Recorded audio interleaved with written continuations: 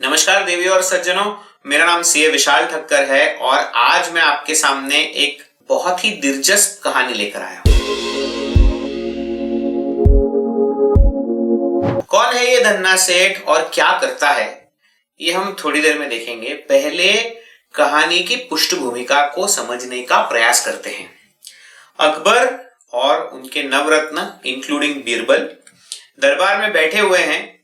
चर्चा हो रही है कि 2 सालों से जो अकाल पड़ा है उसके चलते जितना धन धान्य हम डिस्ट्रीब्यूट कर रहे हैं प्रजा में, तो डिस्ट्रीब्यूट करते करते करते करते हमारी तिजोरी जो है अब ऑलमोस्ट खाली होने आई है और हमें कहीं से पैसों का और अनाज का इंतजाम करना पड़ेगा अगर यह अकाल इसी तरह आगे चलता रहा तो। अकबर ने सभी नवरत्नों के सुझाव मांगे, लेकिन कोई ज्यादा महत्वपूर्ण सुझाव नहीं दे पाया। तभी बीरबल ने अकबर को बताया कि हम जब राजमहल की तरफ आते हैं तो रास्ते में जो मंडी पड़ती है वहां पर एक धन्ना सेठ की अनाज की दुकान है, अगर चाहे तो उससे बात की जा सकती है। राजा ने कहा, मरता क्या न करता, भैया बुला लो। अब धन्ना सेठ को बुलावा भेजा अकबर के दरबार में हाजिर होने के लिए। धन्ना सेठ जब आए तो पूरा महल बैठा हुआ था, कचहरी भरी हुई थी, लेकिन अकबर को यह ठीक नहीं लगा कि सबके सामने धन्ना सेठ से मांग रखी जाए। उन्होंने निवेदन किया धन्ना सेठ को कि हमारे बगल वाले कमरे में आइए, आपसे कुछ प्राइवेट बात करनी है। तो बीरबल और धन्ना सेठ बगल वाले कमरे में गए। अकबर ने उनको समझाया कि परिस्थिति क्या है और धन्ना सेठ से विनती की कि कुछ मदद करें। तो धन्ना सेठ ने कहा, अकबर जी मेरा खजाना खुला है, आप चाहे जितना ले जाइए, आपकी आवश्यकता कितनी है? तो अकबर ने बताया, वैसे तो आवश्यकता 1 साल के धान की है, मगर यदि और कम पड़ा। बोले, राजा जी आप चिंता मत कीजिए, धन्ना सेठ के पास पूरी प्रजा को खिलाने के लिए 3 साल का तो अनाज पड़ा हुआ है और उसके ऊपर कई सोना मोहरे भी हैं जो 1-2 साल आपका कार्यभार संभालने के लिए काफी होंगी। अब अकबर सोचने लगा कि ये धन्ना सेठ जिसकी मंडी में छोटी सी अनाज की दुकान है, इतना बड़ा भंडारा भरा कैसे इसने? तो अकबर ने नेचुरली उसको क्वेश्चन पूछा कि भैया इतना तुम्हारे पास आया कैसे? तो धन्ना सेठ ने पहले बीरबल की ओर देखा, फिर नीचे देखा, फिर कहा, अब राजा जी आपसे क्या झूठ बोला जाए। अब बात ऐसी है, मेरी दुकान मंडी में है जो राजमहल की ओर आती हुई है और जितने भी व्यापारी मंडी से होते हुए राजमहल में कर भरने आते थे उनसे बातचीत होती थी, क्योंकि अनाज भी खरीदते थे। हम उन्हें कहते थे कि अनाज का जो कच्चा चिट्ठा है जिसको दिखा के आप राजा को कर भरते हो, आप एक काम करो ना, अगर 100 बोरी अनाज की आपने मेरे साथ व्यापार किया है, 50 ही दिखाओ राजा को। 50 गोनी का व्यवहार हम आपस में समझ लेंगे और 50 गोनी पे जो कर की बचत होगी आपस में बांट लेंगे। ऐसे ऐसे करते करते पिछले कई सालों से मैंने इतना सारा अनाज और धन जमा कर लिया है कि क्या बताऊं। अब इस बार अकबर को बहुत गुस्सा आया कि ये तो मेरे ही हक का पैसा, यानी कि प्रजा के ही हक का पैसा चोरी करके, लूट करके ये तो मजे कर रहा है। तो अकबर ने कहा, अब तक तो मैं मदद मांग रहा था, लेकिन अब मैं तुझे सजा सुनाऊंगा क्योंकि तू मदद मांगने के लायक नहीं है। अब डर गया वो। अब बीरबल की ओर उसने देखा, राजा ने भी बीरबल की ओर देखा। बीरबल ने कहा, महाराज इसे अगर आप सजा सुनाएंगे तो बाहर जो है नवरत्नों में और प्रजा में गलत बात फैलेगी कि राजा मदद मांगने के बजाय छीनता है और छीन कर सारा पैसा और अनाज ले जाता है। तो आप इसको सजा तो नहीं सुना सकते, कुछ और पर्याय ढूंढो। राजा ने कहा, बात तो सही है, तो एक काम करते हैं, इसको मैं ऐसी सजा देता हूं कि जीवन पर्यंत याद रखेगा। तुम धन्ना सेठ एक काम करो, कल से हमारे राज्य के अस्तबल में लग जाओ, घोड़ों की लीद उठाओ, यही तुम्हारी सजा है। धन्ना सेठ ने हाथ जोड़कर डरते हुए कहा, जी हुजूर मालिक आप जो कहे। अगले दिन से धन्ना सेठ घोड़े के अस्तबल में लग गए। अब करीब 10-12 लाख घोड़े थे, क्योंकि अकबर की तो बहुत बड़ी आर्मी थी और उन दिनों में आर्मी तो घोड़ों पे ही चलती थी। अब इस बात को 3-4 साल गुजर गए और अकबर के राज्य में भयानक बाढ़ आई। बाढ़ में कई सारे खेत खलियान डिस्ट्रॉय हो गए, गांव तबाह हो गए, उजड़ गए। अब इन सब की मदद करते करते अकबर की तिजोरी एक बार फिर खाली हो चली। अब फिर से उन्होंने मंत्रियों को बुलाया, फिर से बीरबल ने उसे कहा क्यों ना धन्ना सेठ से बात की जाए। अकबर ने कहा पागल हो गए हो क्या बीरबल, अब क्या होगा उस घोड़े की लीद उठाने वाले धन्ना सेठ के पास। बोले राजा जी आप उसको अंडर एस्टिमेट मत करो, एक बार पूछने में क्या जाता है। अब इस बार राजा और बीरबल जो है खुद उतर के अस्तबल में गए, धन्ना सेठ को मिले।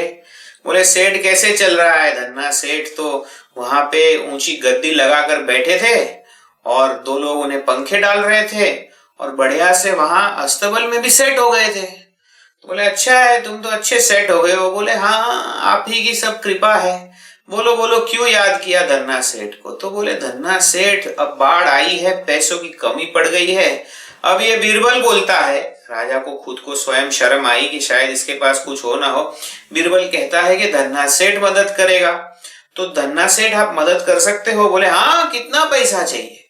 बोले वैसे तो तिजोरी खाली हो रही है, तो एक आध साल का पैसा हो तो ठीक है, आप कितना दे सकते हो। बोले राजा जी इस बार तो पिछले टाइम से भी बम्पर कलेक्शन है अपनी, 5 साल चले उतना सोना आप ले जाओ। राजा को फिर बड़ा आश्चर्य हुआ। बोले घोड़े की लीद उठाने वाले आदमी ने 3 साल में इतना धन कैसे जमा किया। बोले सच बताओ वरना इस बार तो सही में सजा दूंगा। अब धन्ना सेठ ने हाथ जोड़ के बोला राजा जी हम पर दया करें, बड़ी सिंपल सी बात है। आपकी पूरी आर्मी जो है उनको आप घोड़ों को जो चारा खिलाने के लिए पैसे देते हो, अब ये आर्मी वाले जो है घोड़ों को पूरा अनाज तो देते नहीं है, आधा अनाज देते हैं, बाकी का आधा अनाज खुद चट कर जाते हैं। अब जब मैं यहाँ आया तो मैंने देखा ये पूरा कारोबार चल रहा है, तो मैंने उनको राजा का फरमान दिखाया। बोले अस्तबल का तो जो है मैं केयर टेकर हूं, अब अगर या तो घोड़ों को पूरा खाना खिलाओ और यदि घोड़ों को पूरा खाना नहीं खिला सकते तो जितनी चोरी कर रहे हो उसका आधा हिस्सा मेरे यहां जमा करवा दो, वरना राजा को बता दूंगा तो आर्मी से निकलवाए जाओगे। तो अकबर फिर गुस्सा हो गया। बोले इस बार तो पक्की सजा दूंगा। बीरबल ने फिर कहा राजा जी इस बार भी अनफॉर्चुनेटली मुसीबत का टाइम है, इसको सजा तो नहीं दे पाएंगे। राजा फ्रस्ट्रेट हुआ। बोले इसको ना मेरी नजरों से दूर कर दो। आप एक काम करो, हमारे राज्य में जो सबसे दूर जो साउदर्न टिप पे समंदर का किनारा है इसको वहां भेजो और उसको लहरें गिनने का काम दे दो। बोले जो हुकुम। धन्ना सेठ ने बैग पैक किया, निकल पड़े। अब हुआ ये, इस बात को भी 4-5 साल गुजर गए।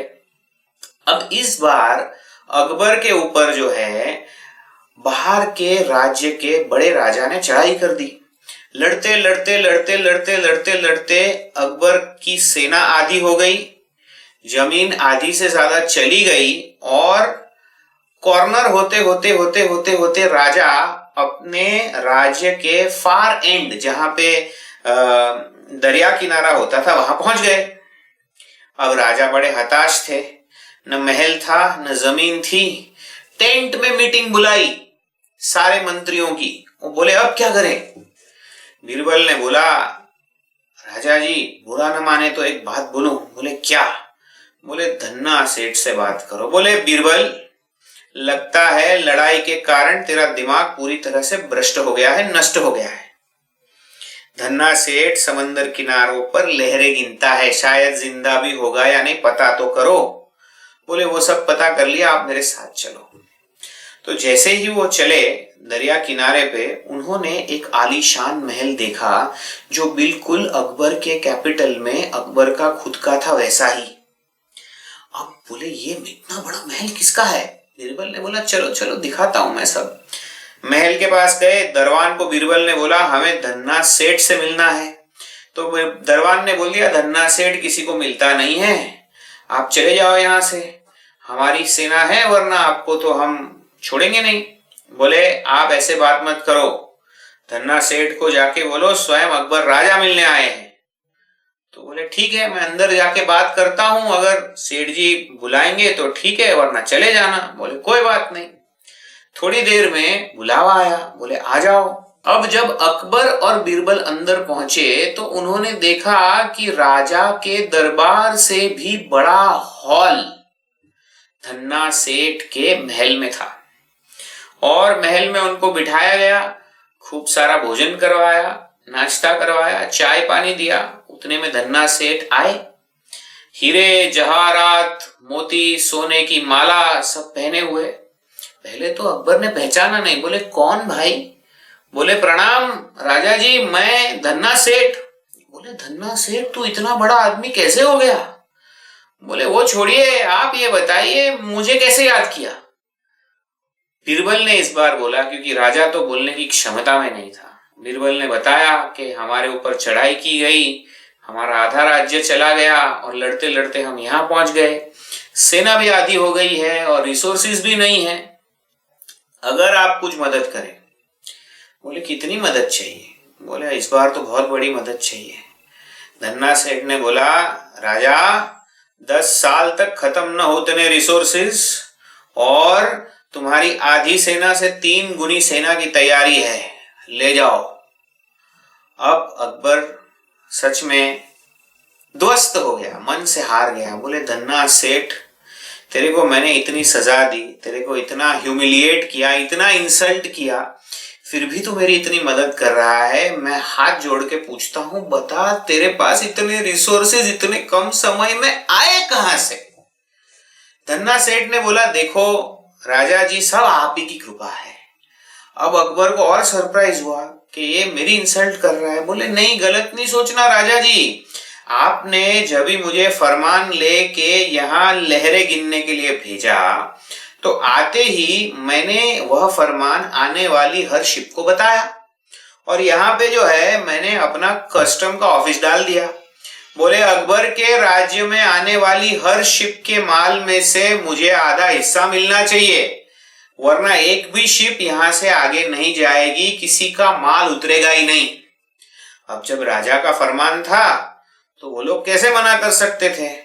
वो जब भी अंदर आते तो माल में से कुछ माल मुझे दे देते, बाकी का माल आपके राज्य में बेच के पैसा लेके जब बाहर जाते तो बाहर जाते वक्त भी मैं पकड़ लेता, उस पैसों में से भी कुछ हिस्सा मैं ऐंठ लेता था।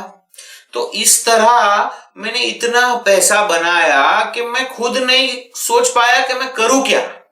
तो बिल्कुल आप ही के जैसा महल बना लिया, आप ही के जैसे आलीशान मैंने गहने खरीद लिए और फिर भी हर महीने इतना पैसा बचता था जितना मैं घोड़े के अस्तबल में महीने में नहीं कमाता था, उतना मैं यहाँ दिन में कमाने लगा।